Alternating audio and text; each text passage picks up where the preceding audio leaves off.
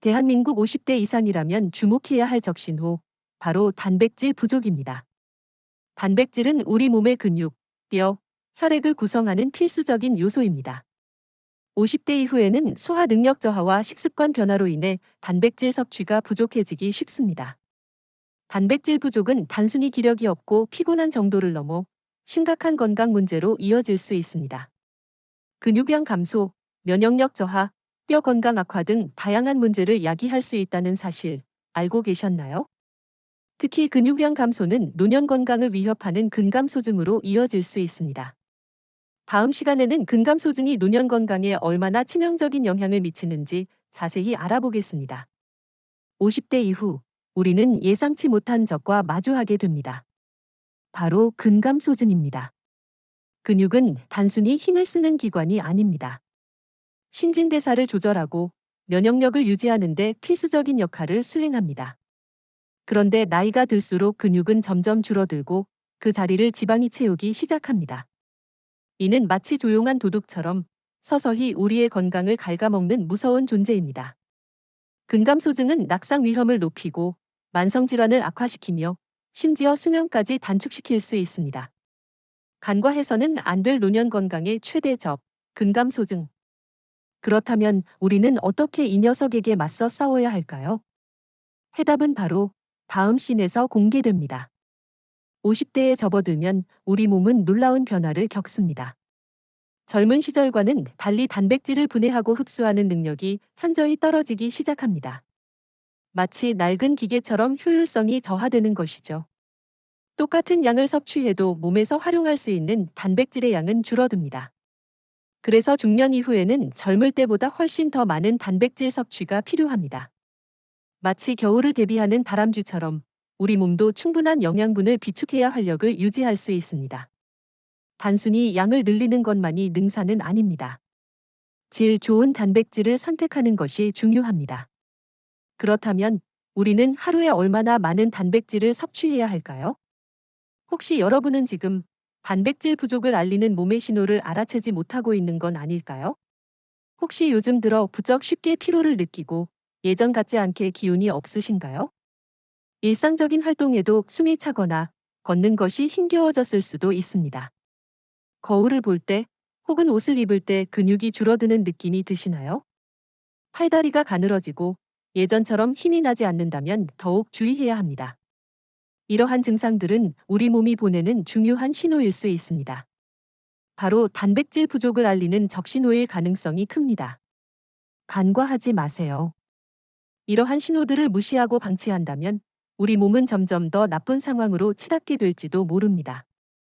다음 영상에서는 이러한 단백질 부족이 초래할 수 있는 더 심각한 문제, 근육 감소에 대해 자세히 알아보겠습니다. 근육 감소는 단순한 노화 현상으로 치부할 수 없는 심각한 건강 적신호입니다. 근육은 우리 몸의 혈당 조절에 깊숙이 관여하며 튼튼한 면역력 유지에도 핵심적인 역할을 수행합니다. 마치 보이지 않는 갑옷처럼 우리 몸을 외부의 위협으로부터 보호하는 것이죠. 근육량이 줄어들면 이 갑옷이 얇아지는 것과 같습니다. 각종 질병에 취약해지는 것은 물론 회복력 또한 현저히 떨어지게 됩니다. 쉽게 피로를 느끼고 일상생활의 활력을 잃게 되는 악순환이 시작될 수 있습니다. 그렇다면 우리는 어떻게 이 근육 감소를 막고 건강을 지킬 수 있을까요? 다음 시간에는 근육 건강을 위한 식단에 대해 자세히 알아보겠습니다. 단백질은 우리 몸의 근육을 만들고 유지하는 데 필수적인 영양소입니다. 단백질은 크게 동물성 단백질과 식물성 단백질로 나눌 수 있습니다. 동물성 단백질은 소고기, 돼지고기, 닭고기, 생선, 유제품 등에 많이 함유되어 있습니다. 식물성 단백질은 콩, 두부, 견과류, 곡물 등에 풍부하게 들어 있습니다. 어느 한 종류의 단백질만 고집하기보다는 다양한 음식을 통해 균형 잡힌 단백질 섭취를 하는 것이 중요합니다. 그래야 우리 몸이 필요로 하는 다양한 아미노산을 골고루 섭취할 수 있습니다. 예를 들어 소고기, 닭가슴살과 함께 콩, 두부 등을 곁들여 먹는 것이 좋은 방법입니다. 하지만 바쁜 현대인들에게 매번 균형 잡힌 식단을 챙기는 것은 쉽지 않은 일이죠. 혹시 간편하게 단백질을 섭취할 수 있는 방법은 없을까요? 숨가쁘게 돌아가는 일상, 건강은 뒷전이 되기 쉽죠. 하지만 단백질 섭취 포기할 수 없습니다. 간편하게 단백질을 보충할 수 있는 방법들이 있거든요. 예를 들어 단백질 파우더는 물이나 우유에 타서 빠르게 마실 수 있고 단백질 바는 가방에 넣어 다니며 언제 어디서든 섭취할 수 있습니다. 하지만 잠깐. 겉모습만 보고 덜컥 구매하지 마세요. 제품 뒷면의 성분표를 꼼꼼히 확인해야 합니다. 불필요한 첨가물이나 과도한 당분은 피하는 것이 좋겠죠. 현명한 선택, 건강한 미래를 만듭니다. 그런데 혹시 단백질 보충제 종류가 너무 많아서 고민이신가요? 다음 시간에는 단백질 보충제 똑똑하게 고르는 방법에 대해 알아보겠습니다. 수많은 단백질 보충제 앞에서 어떤 것을 골라야 할지 고민이신가요? 현명한 선택을 위해 몇 가지 중요한 포인트를 짚어보겠습니다. 가장 먼저 단백질 함량을 확인하세요. 1회 섭취량당 단백질 함량이 얼마나 되는지, 그리고 그 단백질의 종류는 무엇인지 살펴보는 것이 중요합니다. 다음으로 성분 목록을 꼼꼼히 확인하세요. 불필요한 첨가물이나 인공 감미료는 없는지, 알레르기를 유발할 수 있는 성분은 없는지 확인해야 합니다. 마지막으로 자신의 건강 상태와 운동 목표에 맞는 제품을 선택하세요. 단순히 가격이나 광고에 현혹되지 말고 전문가와 상담하거나 관련 정보를 충분히 찾아보는 것이 좋습니다. 자, 이렇게 고른 단백질 보충제, 식단 관리에 어떻게 활용해야 할까요? 다음 시간에는 식단 관리의 핵심을 알려드리겠습니다. 폐 건강을 지키는 식단 관리, 정말 중요합니다. 단순히 음식을 먹는 것을 넘어 무엇을 어떻게 먹느냐가 결과를 좌우하죠. 가공식품과 인스턴트 식품은 최대한 멀리하세요. 각종 첨가물과 과도한 나트륨, 트랜스 지방은 폐 건강의 적입니다. 대신 신선한 채소와 과일을 식탁에 가득 채우세요. 브로콜리, 시금치, 당근, 사과, 딸기 등 항산화 성분이 풍부한 식품들은 폐 세포를 보호하고 염증을 줄이는 데 도움을 줍니다. 잊지 마세요. 균형 잡힌 식단은 건강의 기본이자 폐 건강을 위한 든든한 방패입니다. 그런데 식사 후 갑자기 쏟아지는 졸음, 혹시 이것도 폐 건강과 관련이 있을까요? 식사 후 나른함이 덮쳐오는 순간 혹시 대수롭지 않게 여기고 계시진 않으신가요? 단순한 식곤증이라 치부하기엔 우리 몸이 보내는 신호일 수 있습니다. 놀랍게도 식후 쏟아지는 졸음은 단백질 부족과 깊은 관련이 있을 수 있습니다. 단백질은 혈당 수치를 안정적으로 유지하는 데 중요한 역할을 합니다. 혈당이 급격하게 상승했다가 떨어지는 현상을 막아 식사 후 찾아오는 피로감과 졸음을 효과적으로 예방할 수 있습니다. 하지만 여기서 끝이 아닙니다. 아무리 좋은 단백질을 섭취한다 해도 우리 몸이 제대로 흡수하지 못한다면 무용지물이겠죠. 그렇다면 단백질 흡수를 돕는 숨겨진 조력자는 무엇일까요? 장 건강은 단백질 흡수에 생각보다 훨씬 큰 영향을 미칩니다. 소화기관이 제 기능을 못하면 아무리 좋은 단백질을 섭취해도 몸에서 제대로 활용하지 못하게 됩니다. 프로바이오틱스를 꾸준히 섭취하면 장내 유익균이 증가하여 소화 흡수 능력이 향상됩니다. 유산균이 풍부한 김치나 된장 같은 발효식품을 꾸준히 섭취하는 것도 좋은 방법입니다. 장 건강 개선을 통해 단백질 흡수율을 높이는 것은 물론 면역력 강화에도 도움이 됩니다. 그런데 혹시 잠은 충분히 주무시나요? 다음 시간에는 수면 부족이 근육에 미치는 놀라운 영향에 대해 알아보겠습니다. 밤새도록 잦은 기침에 시달리셨나요? 충분한 수면을 취하지 못하면 우리 몸은 스트레스 호르몬인 코르티솔을 과도하게 분비하게 됩니다. 이 코르티솔은 단순히 피로를 가중시키는 것뿐만 아니라 소중한 근육 조직을 파괴하는 주범이 될 수 있습니다. 근육은 우리 몸의 에너지 저장소이자 기초 대사량을 유지하는 데 중요한 역할을 합니다. 따라서 근육 손실은 곧 체력 저하와 각종 질병으로 이어질 수 있다는 사실 잊지 마세요. 충분한 수면은 근육 회복과 성장에 필수적인 투자입니다. 하지만 아무리 좋은 단백질을 섭취해도 근육 운동 없이는 효과가 미미하다는 사실 아시나요? 다음 영상에서는 단백질 효과를 극대화하는 근력 운동의 중요성에 대해 알아보겠습니다. 근육은 단순히 쉬는 동안 만들어지지 않습니다. 단백질 섭취는 근육 생성의 필수 연료이고 이 연료를 태워 더욱 강력한 근육을 만드는 것은 바로 꾸준한 근력 운동입니다. 마치 엔진에 고급 휘발유를 넣고 풀 엑셀을 밟는 것과 같은 이치죠. 가벼운 아령 운동부터 시작해도 좋습니다. 스쿼트나 팔굽혀펴기 같은 맨몸 운동도 훌륭한 선택입니다. 중요한 건 규칙적인 습관입니다. 일주일에 최소 3회, 30분씩만 투자해도 눈에 띄는 변화를 경험할 수 있습니다. 운동 후에는 반드시 단백질을 보충하여 근육 회복을 돕는 것을 잊지 마세요.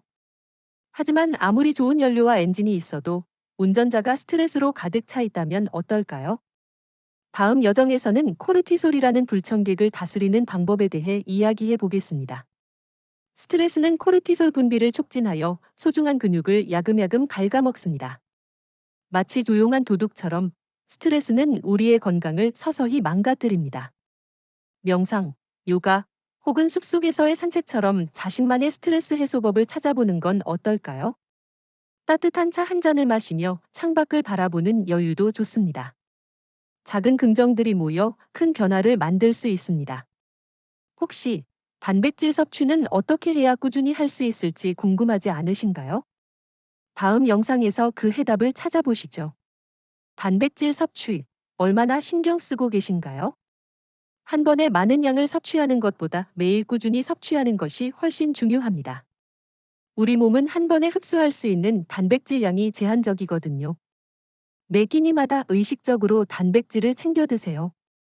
예를 들어 아침에는 계란, 점심에는 닭가슴살 샐러드, 저녁에는 생선구이처럼 말이죠. 간식으로는 단백질바나 견과류를 섭취하는 것도 좋은 방법입니다. 습관처럼 단백질을 섭취하는 것이 중요합니다. 그런데 나에게 맞는 단백질 섭취량은 과연 얼마나 될까요? 다음 영상에서 자세히 알아보겠습니다. 나에게 맞는 단백질 섭취량, 과연 얼마일까요? 개인마다 필요한 양은 천차만별입니다. 체중, 활동량, 그리고 현재 건강 상태까지 고려해야 정확한 섭취량을 알 수 있습니다. 단순히 많이 먹는다고 좋은 게 아닙니다. 오히려 과도한 섭취는 건강에 해로울 수 있습니다. 그렇다면 어떻게 나에게 딱 맞는 단백질 섭취량을 찾을 수 있을까요? 전문가들은 자신의 몸 상태를 정확히 파악하고 필요하다면 전문의와 상담하는 것을 권장합니다. 작은 변화가 큰 차이를 만들 수 있습니다. 지금 당장 실천하지 않으면 다음 기회는 없을지도 모릅니다. 혹시 지금 이 순간에도 늦었다고 생각하고 계신가요? 아닙니다. 절대 늦지 않았습니다. 지금 당장 시작하세요. 폐 건강을 위협하는 요인들은 생각보다 우리 가까이에 도사리고 있습니다. 하지만 늦었다고 포기하는 대신 오늘부터라도 꾸준히 단백질을 섭취하고 규칙적인 운동을 병행한다면 충분히 건강한 노년을 맞이할 수 있습니다. 망설이지 마세요. 작은 실천 하나하나가 모여 놀라운 변화를 만들어낼 겁니다. 하지만 만약 단백질 부족이 계속된다면 다음 영상에서 그 심각한 결과에 대해 자세히 알아보겠습니다. 단백질 부족, 가볍게 넘길 문제가 아닙니다. 근육 감소는 물론 면역력 저하까지 이어져 예상치 못한 건강상의 어려움을 겪을 수 있습니다. 특히 중장년층에게 단백질 부족은 더욱 치명적일 수 있습니다. 노화가 진행될수록 근육량은 자연스럽게 감소하는데 단백질 섭취 부족은 이러한 감소를 더욱 가속화시키기 때문입니다. 면역력이 떨어지면 각종 질병에 취약해지는 것은 당연한 결과입니다. 하지만 걱정만 할 필요는 없습니다. 꾸준한 단백질 섭취와 규칙적인 운동, 그리고 건강한 생활 습관을 통해 충분히 예방하고 개선할 수 있습니다. 지금부터 단백질 섭취, 어떻게 시작해야 할까요? 오늘부터 단백질 섭취 습관을 만들어 보는 건 어떨까요? 지금까지 알려드린 정보들을 토대로 말이죠. 단순히 단백질을 챙겨 먹는 것을 넘어 내 몸에 필요한 양을 정확히 파악하고 꾸준히 섭취하는 것이 중요합니다. 식단 관리는 물론 규칙적인 운동과 충분한 수면까지 병행한다면 더욱 효과적이겠죠. 건강한 노년을 위한 투자는 바로 지금부터 시작해야 합니다. 작은 습관 하나하나가 모여 큰 변화를 만들어낼 수 있습니다. 자, 그럼 다음 시간에는 더욱 구체적인 단백질 섭취 방법과 건강 관리 비법에 대해 알아보겠습니다. 건강한 노년, 정말 단백질이 전부일까요? 오늘 알려드린 정보가 부디 건강 관리에 작은 보탬이라도 되기를 진심으로 바랍니다. 혹시라도 기침 증세가 쉽게 가라앉지 않고 오히려 점점 더 심해진다고 느껴진다면 가볍게 넘기지 마세요. 잊지 마시고 반드시 숙련된 전문의와 상담을 받아 정확한 진단을 받는 것이 중요합니다. 건강은 미리미리 챙길수록 좋으니까요.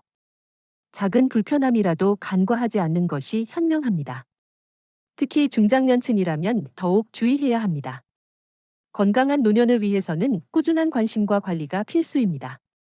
자, 이제 다음 시간에는 더욱 유익한 건강 정보로 여러분을 찾아뵙겠습니다. 어둠 속에서 나는 숨을 삼켰다. 그날 이후 나는 같은 소리를 다시는 예전처럼 들을 수 없었다. 여러분이라면 그 상황에서 어떻게 했을까요?